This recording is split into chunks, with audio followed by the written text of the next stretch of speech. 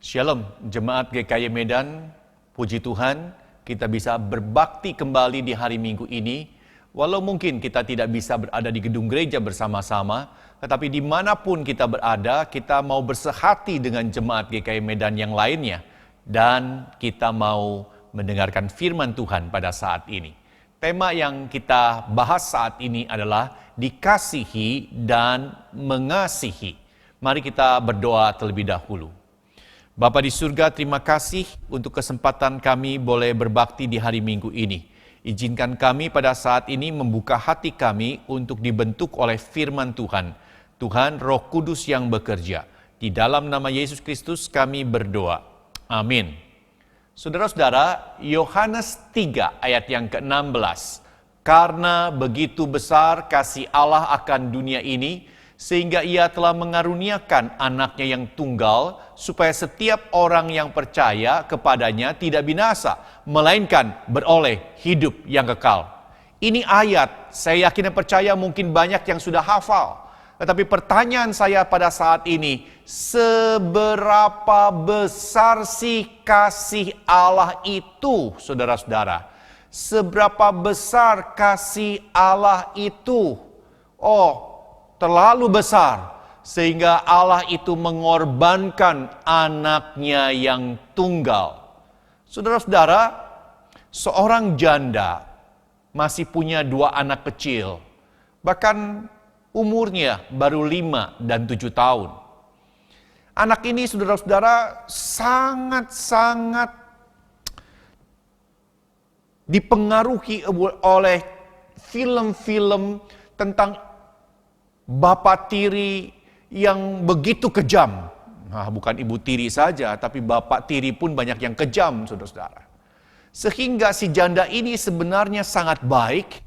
Janda ini cantik, saudara-saudara. Ketika dia ditinggal oleh suaminya meninggal, banyak pria yang sebenarnya mau mempersunting dia. Tetapi anak ini, saudara-saudara, begitu trauma dengan kisah-kisah yang mereka lihat di TV tentang bagaimana kejamnya seorang ayah tiri. Sehingga mereka tidak mau ibunya menikah lagi.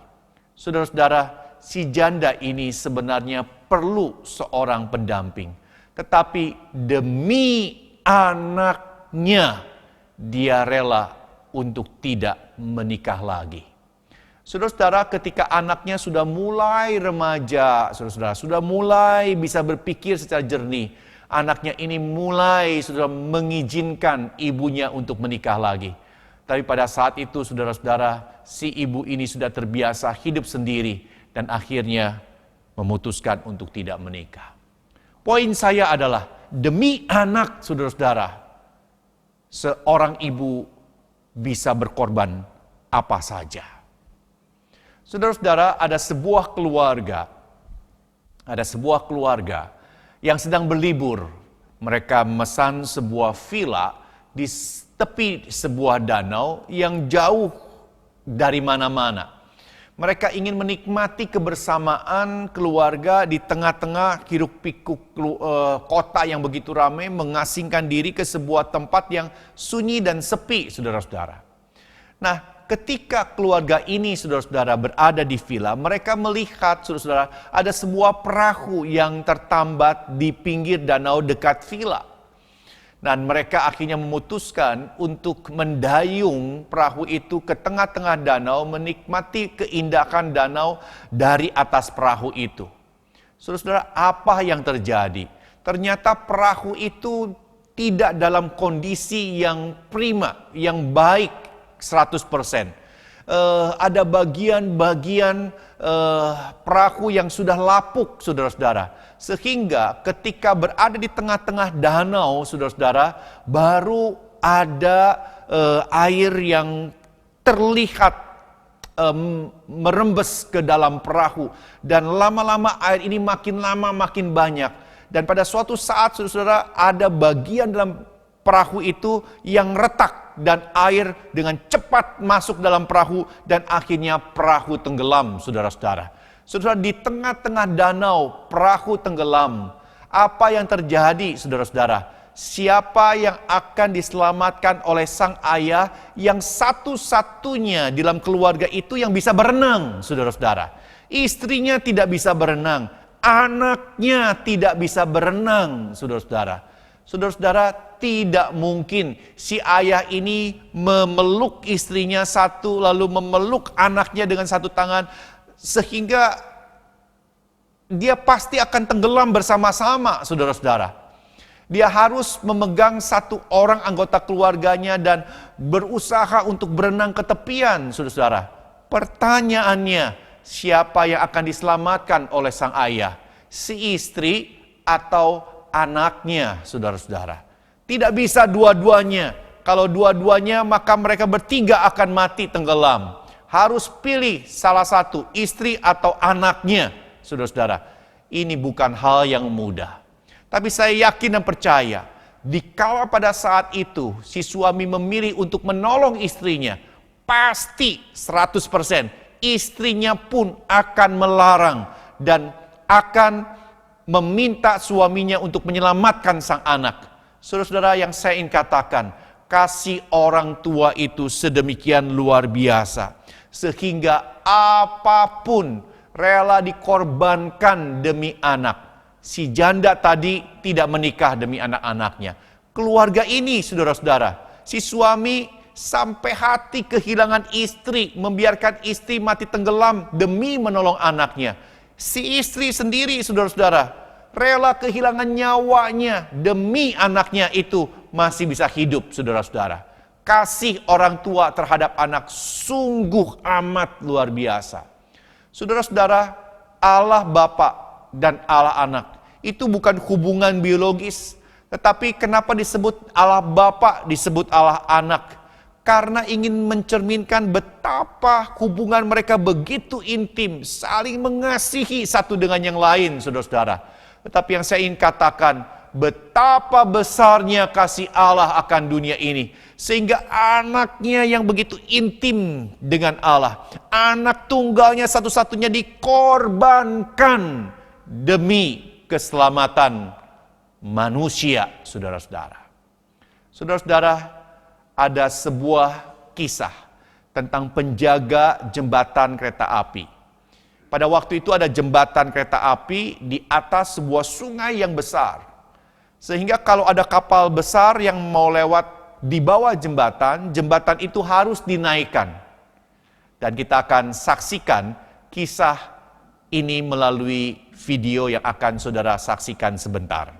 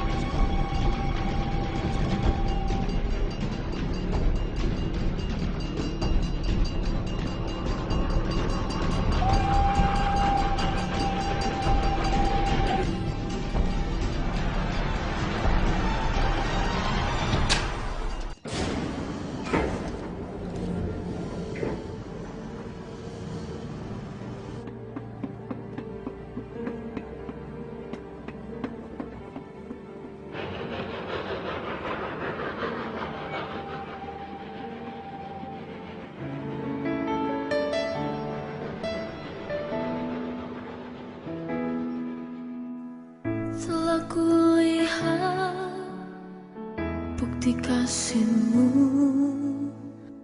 Kau menderita gantikanku. Dengan darah-Mu Kau selamatkanku. Kini ku hidup menyenangkan-Mu.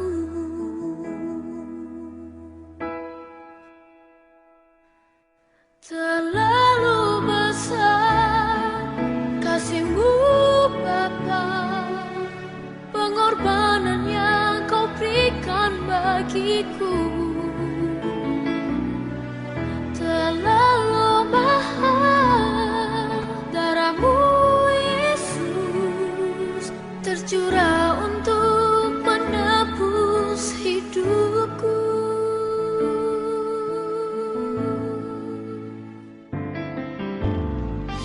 Telah kulihat bukti kasih-Mu, Kau menderita gantikanku. Kau gantikan Dengan darah-Mu Kau selamatkanku. Kini ku hidup menyenangkan-Mu. Terlalu besar kasih-Mu Bapa, pengorbanan yang Kau berikan bagiku.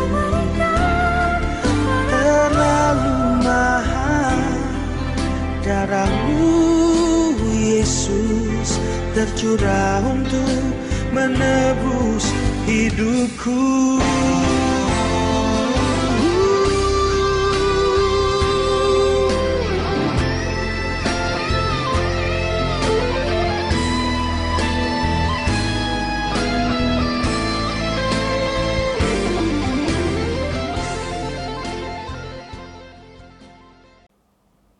Saudara-saudara, saudara telah menyaksikan video itu bagaimana penjaga kereta api betul-betul begitu dilema.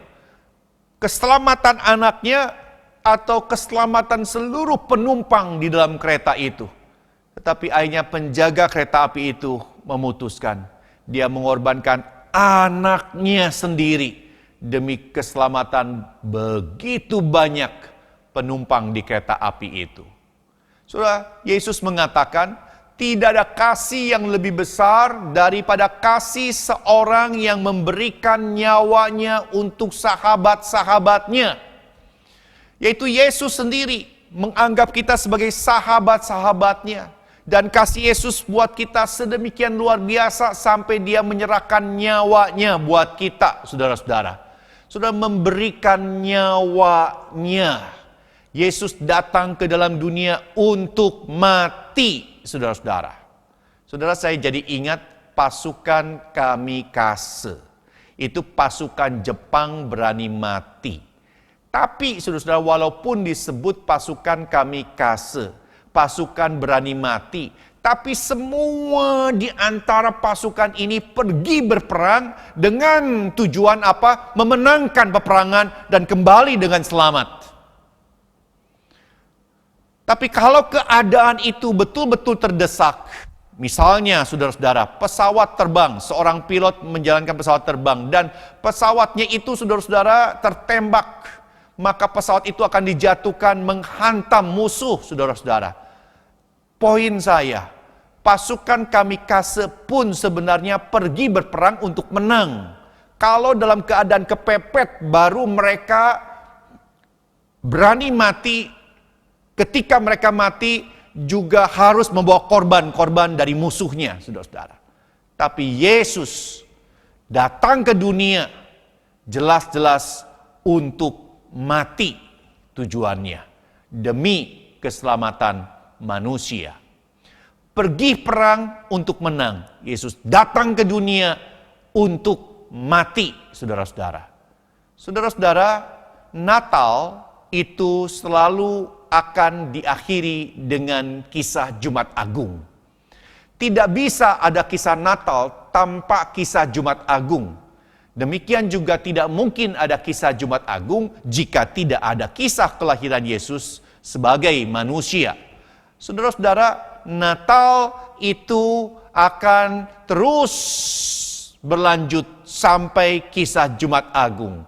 Ingat, orang Majus mempersembahkan emas, kemenyan, dan mur. Saudara-saudara, apa itu mur? Mur adalah rempah-rempahan yang digunakan untuk membalur jenazah. Mengapa ketika Yesus lahir, orang Majus ini memberikan rempah-rempah untuk membalur jenazah? Karena memang Yesus lahir itu untuk mati. Seakan-akan persembahan orang-orang Majus ini merupakan satu nubuatan. Yesus lahir sebagai raja, karena itu mempersembahkan emas. Yesus lahir sebagai seorang imam besar, karena itu dipersembahkan kemenyan. Tapi Yesus lahir untuk mati di atas kayu salib, karena itulah dipersembahkan mur adanya. Saudara-saudara, betapa besarnya kasih Allah itu mengaruniakan anaknya. Tapi kasih Yesus sendiri terhadap dunia ini sedemikian besarnya, sehingga dia rela datang untuk mati, saudara-saudara, buat manusia. Sama seperti anak manusia datang, bukan untuk dilayani, melainkan untuk melayani, dan untuk memberikan nyawanya menjadi tebusan bagi banyak orang. Anak manusia datang untuk memberikan nyawanya. Betapa besarnya kasih Allah. Dan kita inilah yang dikasihi oleh Allah. Betapa besarnya kasih Yesus. Dan kita inilah yang dikasihi oleh Yesus. Dan Yesus menyebut kita sahabat-sahabatnya, saudara-saudara. Akan tetapi, Allah menunjukkan kasih-Nya kepada kita oleh karena Kristus telah mati untuk kita ketika kita masih berdosa. Loh, saudara-saudara, jadi ketika Yesus mati untuk kita, kita ini dalam keadaan berdosa. Dalam kereta api itu, saudara-saudara, ada siapa saja? Ada pemarah, ada pecandu, ada orang-orang berdosa di sana, saudara-saudara. Tapi untuk orang-orang berdosa ini, penjaga kereta api rela kehilangan anaknya. Saudara-saudara, kita inilah orang-orang berdosa. Dan untuk orang-orang berdosa inilah Allah rela kehilangan anak tunggalnya. Untuk orang berdosa inilah Yesus rela datang ke dunia untuk mati, saudara-saudara. Tapi kita disebut oleh Yesus sahabat-sahabat. Saudara-saudara, kita ini siapa? Kita ini sahabat atau musuhnya Yesus? Kita ini sahabat atau musuhnya Tuhan, saudara-saudara? Saudara, kita ini memusuhi Tuhan sebenarnya. Kita ini berbuat jahat pada Tuhan. Kita ini selalu melukai hati Tuhan. Kita selalu melanggar perintah Tuhan. Posisi kita jelas pada masa lalu kita. Ketika kita masih dalam dosa, kita memusuhi Tuhan, kita menjahati Tuhan, kita melawan Tuhan, kita mendukakan Tuhan, kita tidak taat pada Tuhan. Tapi walaupun kita memperlakukan Tuhan seperti ini, Tuhan menganggap kita sebagai sahabat-sahabatnya, dan Dia rela mati buat kita. Mengapa, saudara-saudara? Mengapa? Karena Yesus Kristus mengasihi kita. Karena begitu besar kasih Allah akan dunia ini. Sehingga walaupun kita berbuat jahat, memusuhinya, mendukakannya, Dia tetap mengasihi kita. Karena begitu besar kasih Allah akan dunia ini. Kasih agape. Kasih yang walaupun kita jahat, walaupun kita berdosa, walaupun kita sering mendukakan Tuhan, Tuhan tetap mengasihi kita. Mengasihi dengan kasih agape. Kasih agape. Karena begitu besar kasih Allah akan dunia ini sehingga Dia mengaruniakan anak yang tunggal. Kasih ini kasih agape. Tidak ada kasih yang lebih besar daripada seorang yang menyerahkan nyawanya untuk sahabat-sahabatnya. Kasih ini kasih agape. Akan tetapi Allah menunjukkan kasih-Nya pada kita pada waktu kita masih dalam dosa. Kasih ini kasih agape. Kasih yang memberi apa yang terbaik. Manusia perlu keselamatan, sehingga Allah memberikan keselamatan itu kepada manusia. Kasih yang mengorbankan apapun demi keselamatan manusia itu. Allah mengorbankan anaknya. Yesus mengorbankan nyawanya. Itu kasih agape. Kasih agape adalah kasih yang tidak memandang orang. Walaupun kita orang berdosa, orang jahat, orang yang sering mendukakan Tuhan, tapi Tuhan tetap mengasihi kita dan rela mati dan mau menyelamatkan kita. Saudara-saudara, kita sekarang juga diminta untuk hidup dalam kasih agape itu. Kita yang sudah menerima kasih agape itu, kita pun diminta untuk hidup dalam kasih agape itu, saudara-saudara. Karena firman Tuhan mengatakan apa? Kasihilah Tuhan Allahmu dengan segenap hatimu, dan dengan segenap jiwamu, dan dengan segenap akal budimu, dan dengan segenap kekuatanmu. Dan hukum yang kedua ialah, kasihilah sesamamu manusia seperti dirimu sendiri. Tidak ada hukum lain yang melebihi kedua hukum ini. Saudara-saudara, kita yang sudah menerima kasih itu, sekarang kita diminta untuk kembali mengasihi Tuhan yang telah mengasihi kita. Dan memancarkan kasih Tuhan kepada sesama manusia. Dengan kasih yang bagaimana? Kasih agape. Kasih yang memberi apa yang terbaik. Suatu saat suami ulang tahun, saudara-saudara, seorang istri sengaja ambil cuti, tidak pergi kantor, lalu masak. Setelah masak, saudara-saudara, siaplah mereka untuk makan malam. Ditunggu suaminya sampai pulang kerja, dan akhirnya mereka makan malam bersama. Tapi ketika makan malam itu, saudara-saudara, suaminya tidak menjamah makanan si istri. Kenapa, saudara-saudara?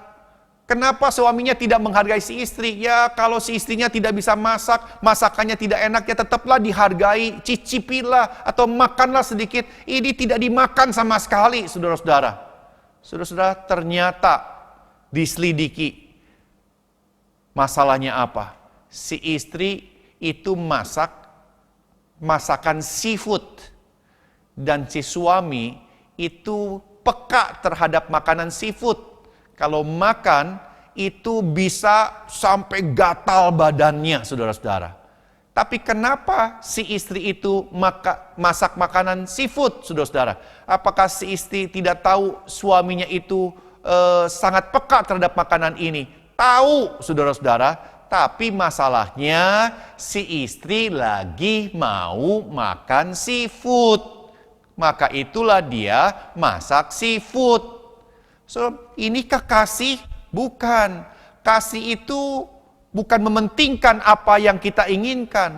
Tapi kasih itu memberi pada suami apa yang terbaik buat suami, saudara-saudara. Bukan apa yang saya inginkan. Saudara-saudara, apa yang kita berikan pada anak-anak kita? Kita seringkali mengatakan, saya mengasihi anak kita. Tapi seringkali anak-anak perlu waktu kita, dan kita justru tidak memberikan waktu itu pada anak-anak. Kita merasa anak itu hanya butuh uang, sehingga kita kerja cari uang. Tapi sebenarnya si anak itu bukan hanya perlu uang, tapi juga perlu waktu, perhatian daripada kita orang tuanya.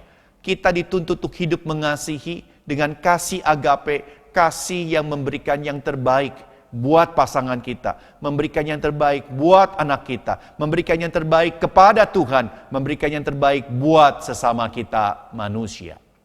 Kasih agape itu kasih yang mengorbankan apapun juga, saudara-saudara. Kita harus mengasihi orang-orang dan rela mengorbankan apapun untuk orang-orang tersebut. Saudara, apakah kita rela mengorbankan hobi kita? Wah, kita suka lihat YouTube, saudara-saudara, yang humor-humor, yang funny, yang menggelitik, kita ketawa, sehingga kita tidak bisa lepas dari handphone kita. Kita lihat YouTube dari handphone kita, tapi kita lupa, saudara-saudara, istri kita perlu kita sebagai suami untuk hidup bersama-sama dengan dia. Kita seringkali tidak rela mengorbankan hobi kita untuk memperhatikan pasangan kita. Atau bagi bapak-bapak yang suka nonton bola, saudara-saudara, kalau sudah nonton bola, wah, lupa istri, saudara-saudara. Kita seringkali tidak rela mengorbankan kesempatan nonton bola untuk mungkin berbicara dengan istri, memperhatikan istri. Saudara-saudara, kalau kita punya kasih yang agape, kita rela mengorbankan apapun juga. Kasih agape itu harus kita punya karena kita sudah menerimanya. Kita mau memancarkan kasih itu pada sesama dan juga kembali mengasihi Tuhan dengan kasih agape itu. Saudara-saudara, kita mengasihi Tuhan itu sebagai satu ucapan syukur karena Tuhan sudah mengasihi kita terlebih dulu. Tapi kalau orang-orang, saudara-saudara, bagaimana? Seringkali kita mengasihi hanya orang-orang tertentu, saudara-saudara. Menolong musuh, saudara-saudara, suatu saat kita menemukan teman kita, saudara-saudara, yang badannya jauh lebih besar daripada kita, jatuh. Entah kenapa bisa terjatuh. Tetapi apakah kita akan menolongnya? Oh, ternyata teman kita yang badannya lebih besar daripada kita itu seringkali membuli kita sebenarnya dalam sehari-hari.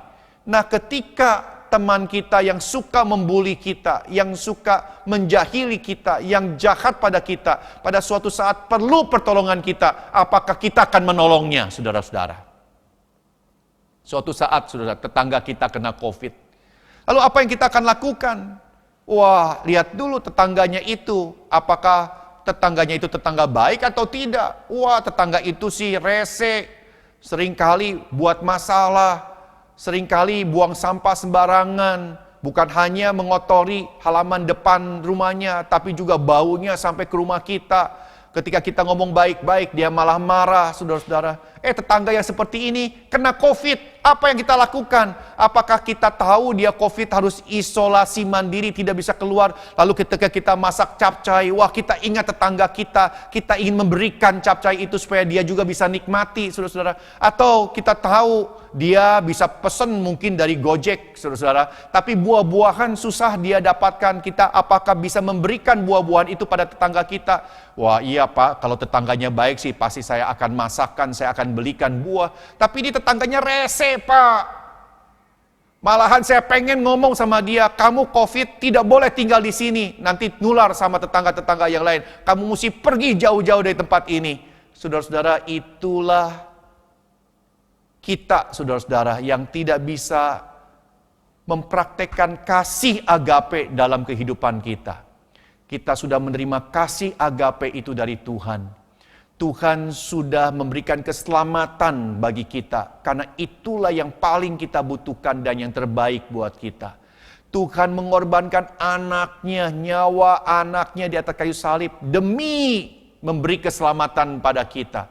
Dan kita ini siapa? Kita yang seringkali berbuat jahat dan mendukakan Tuhan, tapi Tuhan tetap mengasihi kita. Saudara-saudara, mestinya kita pun berbuat demikian pada semua orang. Walaupun mungkin orang itu berbuat jahat pada kita, tetap kita harus mengasihi dia dengan kasih yang agape adanya. Saudara-saudara, kita harus hidup dalam kasih. Kita telah dikasihi Tuhan terlebih dahulu.